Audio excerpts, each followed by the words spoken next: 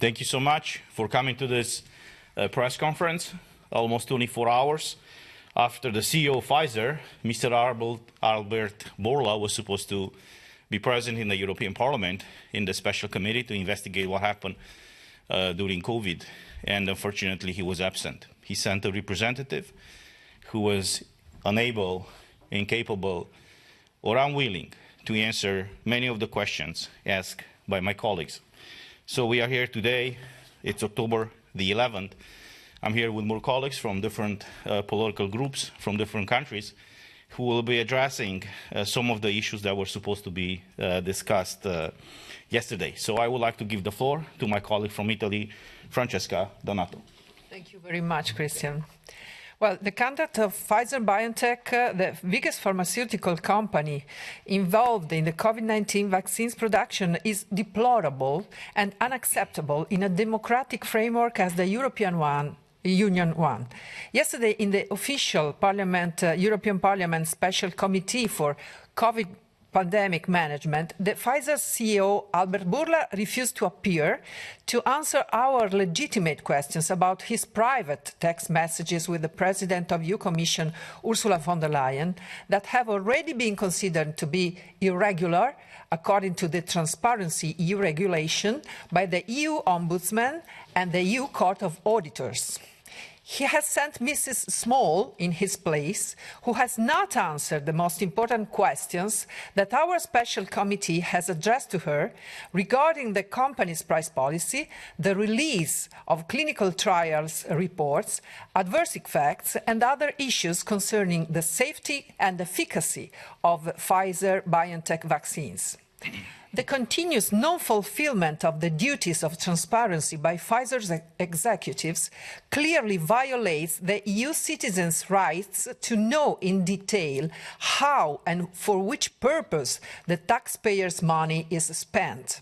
We're discussing about billions of public money that has been managed by the EU Commission by secret agreements directly conducted with the company's CEO, away from democratic control of people by their elected representatives in the EU Parliament.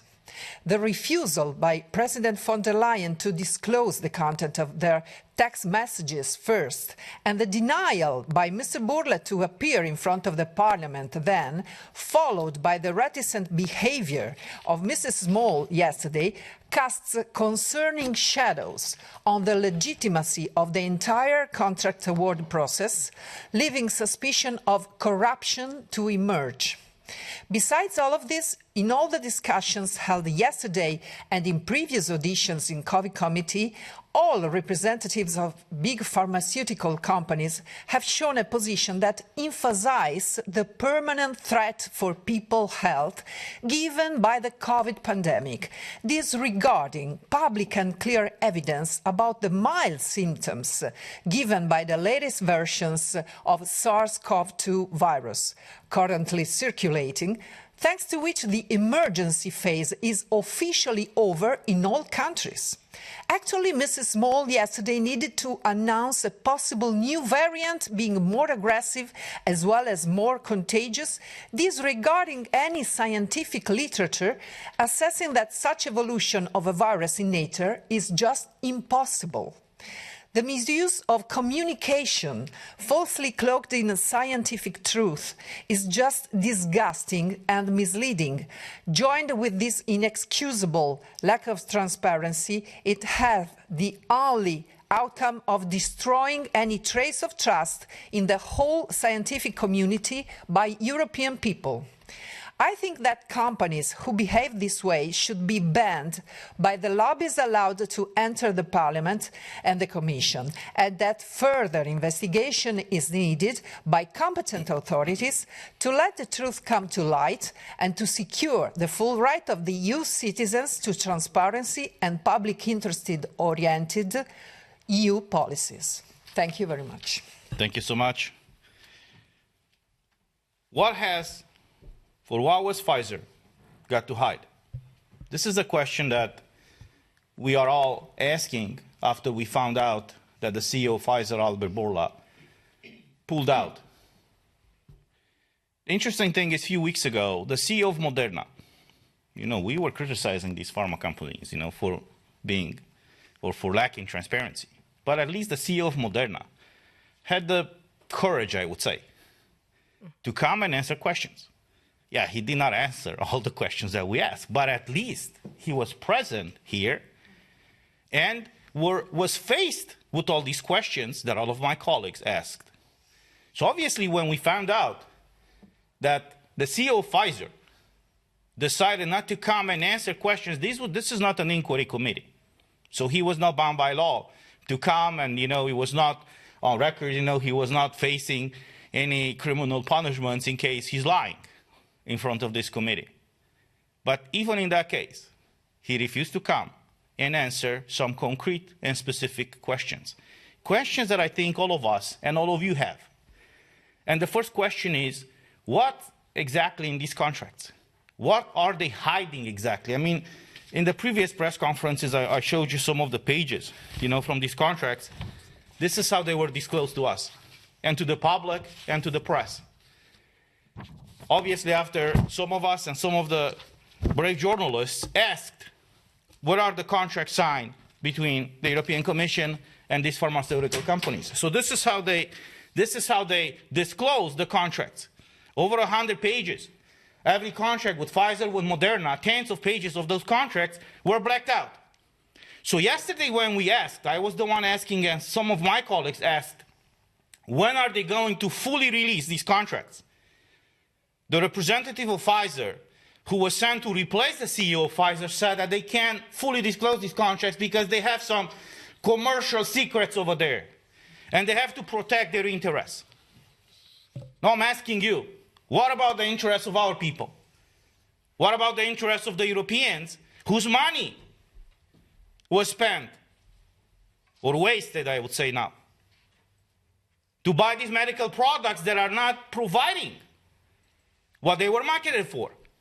Because what we found out yesterday, when one of my colleagues asked if they tested, in this case Pfizer, if Pfizer tested, if their medical product is stopping the spread of the virus, we were shocked to find out yesterday that they haven't tested their vaccine to see if it's stopping the spread of the virus.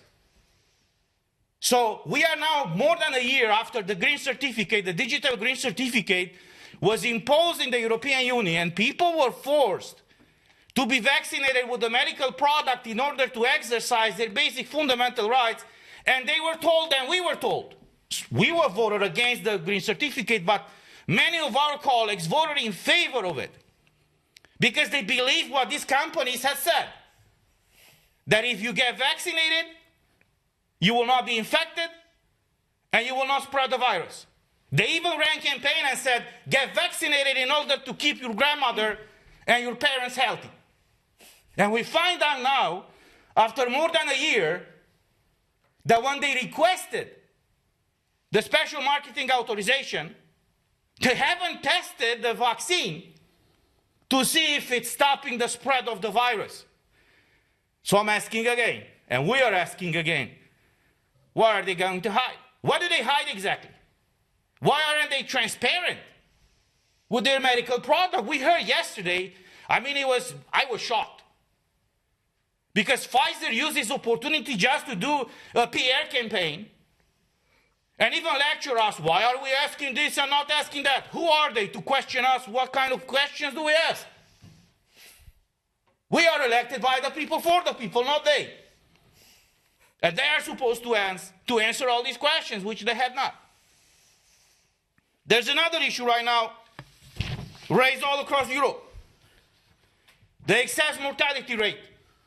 In the month of July 2020, according to Eurostat, in the month of July, the excess mortality rate all across European Union went up 16% more than the average of 2016 and 2019. Now, if you look on the map here, this is released by the Eurostat. It's not from us.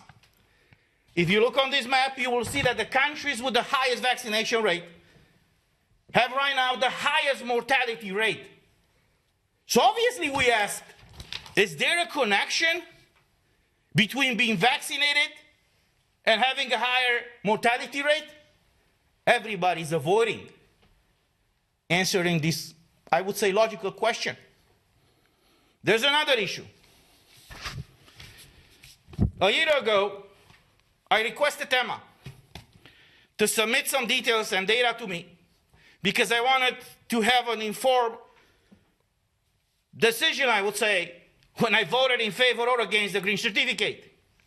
And one of the questions that I asked Emma is to send me all the trials, the tests, the clinical trials that all these medical companies had done, either in animals or in humans, before they requested the marketing authorization.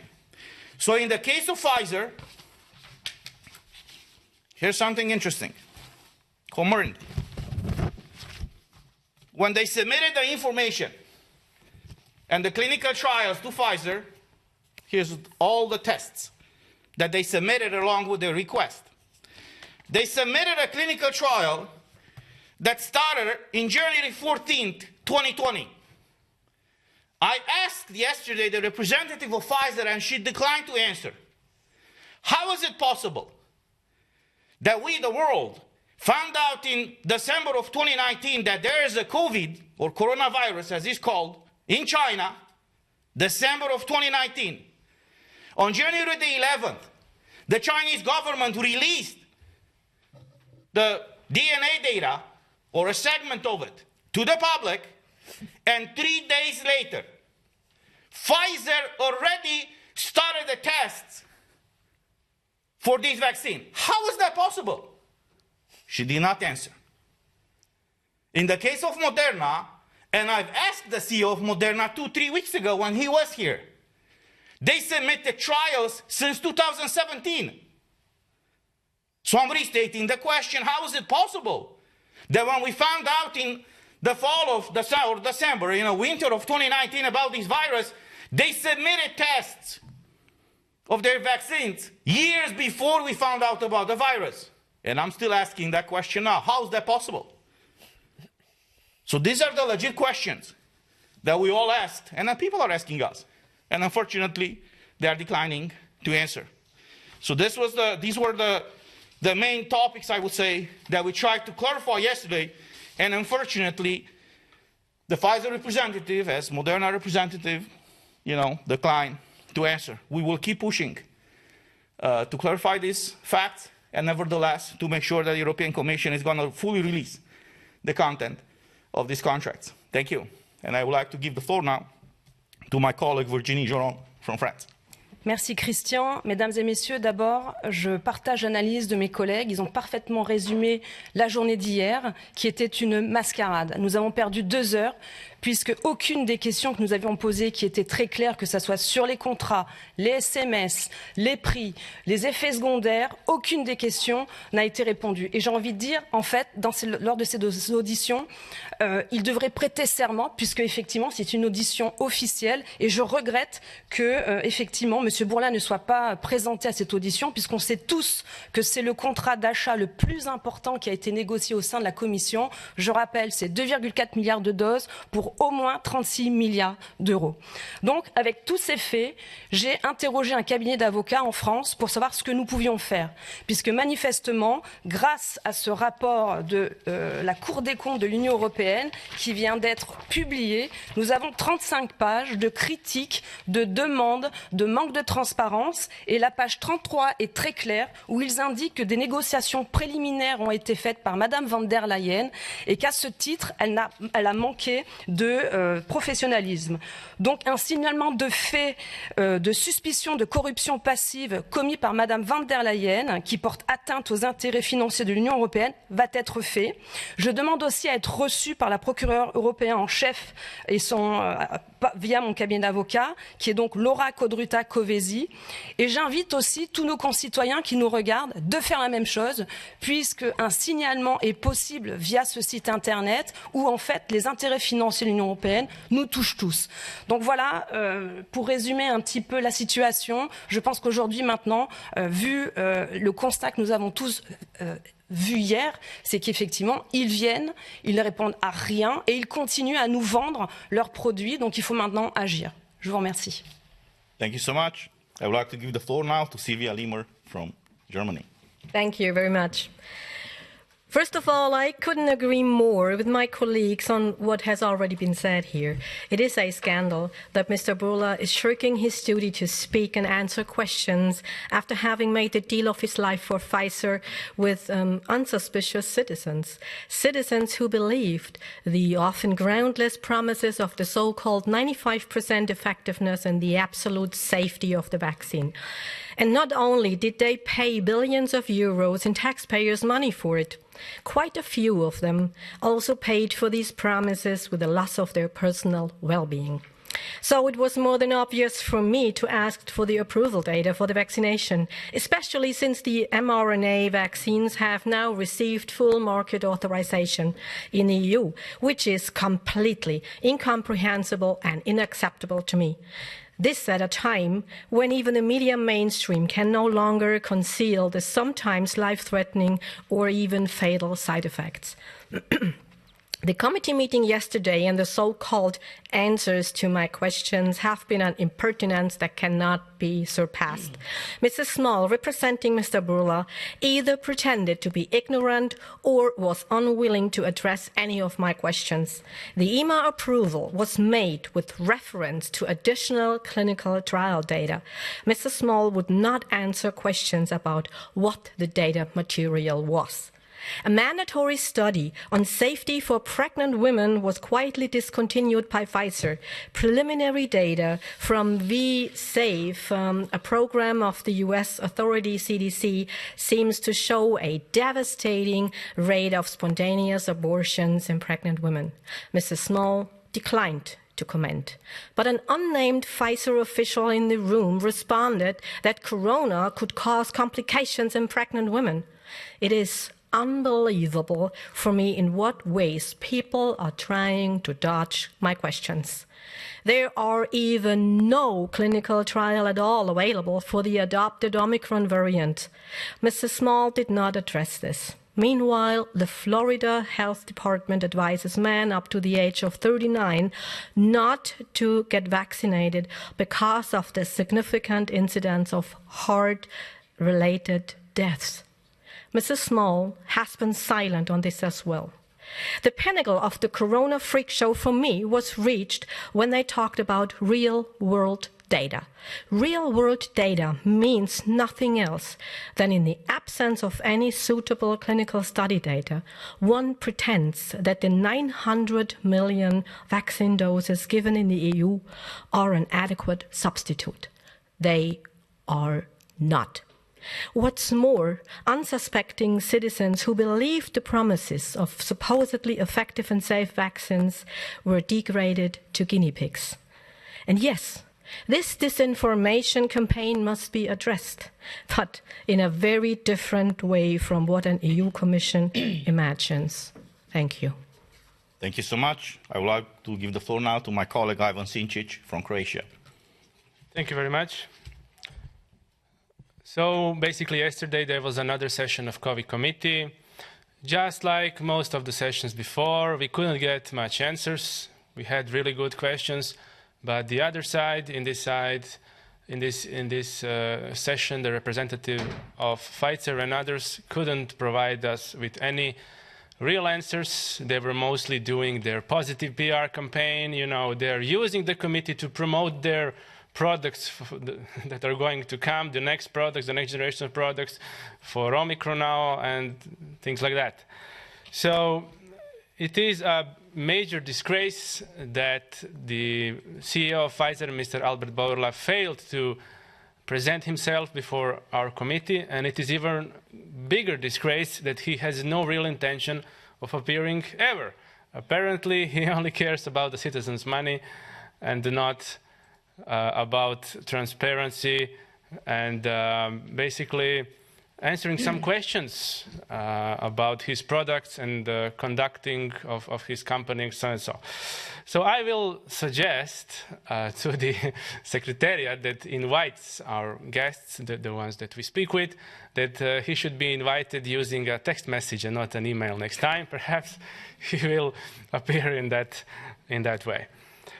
I come from Croatia, as my colleague Mr. Terhes said, and in Croatia we know how Pfizer does things. I will remind you of a huge scandal exactly 10 years ago when Pfizer was penalized for bribing Croatian doctors responsible for registration of medicines and for bribing doctors in Bioethics Commission in Croatia who were evaluating clinical trials. And in the end, Pfizer had to pay $60 million just for that. And of course, if we look at the company history, we will see a lot of lawsuits and a lot of fines being paid. For example, a few years before this case in Croatia, which was not limited just to Croatia, it was also in Bulgaria and some other countries. A few years before that, Pfizer had to pay $2.3 billion for false advertising. So when you have a company like that, using text messages to communicate with the head of the commission, then a concerned citizen must ask himself or herself, what is happening here? Is this a conflict of interest? Of course it is. And the conflict of interest is the first step towards corruption. So basically, we were discussing this text messages scandal some time ago, and we called upon President of the Commission, Ursula von der Leyen, to resign. And I will repeat my demand for her to resign, because this cannot be accepted in a democratic society.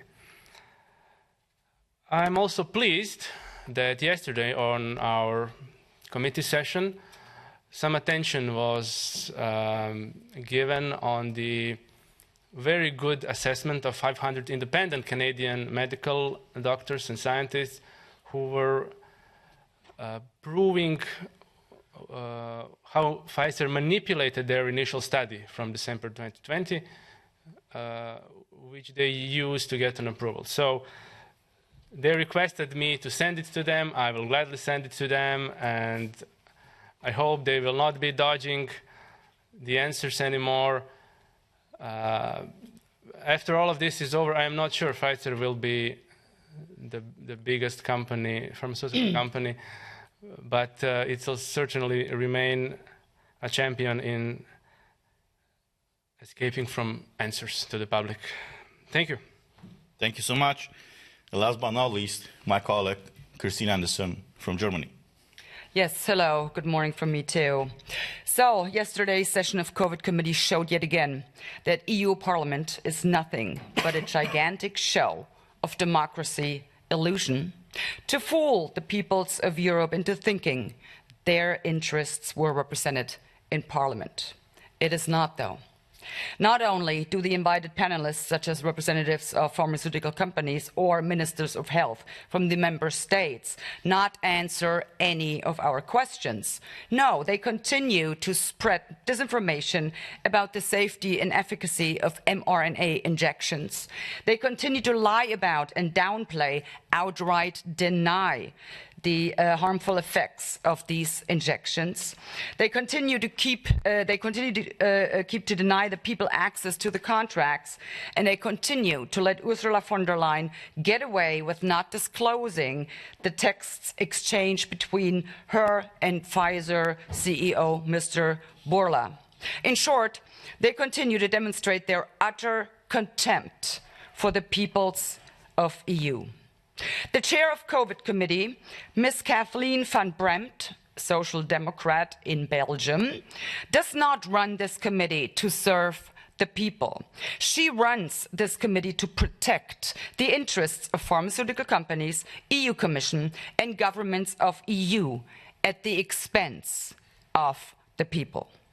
Yesterday, Mrs. van Bremt refused to put a point of order to a vote.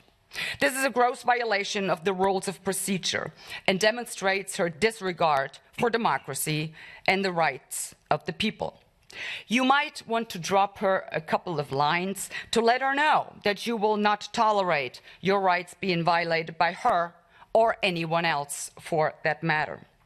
I had raised this point of order to declare COVID committee incompetent to serve the best interest of the people and to expose their scheme for lack of authority to compel anyone to appear in front of committee and to answer any questions, thus opening a way to have a formal committee of inquiry set up. A formal committee of inquiry would give the people the means to get to the bottom of things and would put an end to their plot of stripping the people of freedom, democracy, and the rule of law. All of us here today, and many more, there is more MEPs by now, we will continue to fight for a committee of inquiry. But we need you to join us in this fight. We need your help to do it. So here's what you can do. Write to your MEPs, call their offices, and keep doing it. I mean, do it over and over and over again, literally clocking their phone lines. Get on their nerves. Demand a committee of inquiry. And keep doing it for as long as it takes. Do not stop until your demands are met. It is your right. Let them know that in a democracy, it is in fact you, the people, that are running the show. And if they fail to respect that, then let them know you will replace them. So please take charge, get involved. Don't let these anti-democrats get away with stripping you of your freedom, democracy, and the rule of law. Thank you. Thank you so much, Kristen. If there are any questions online? No? Thank you so much. Have a great day.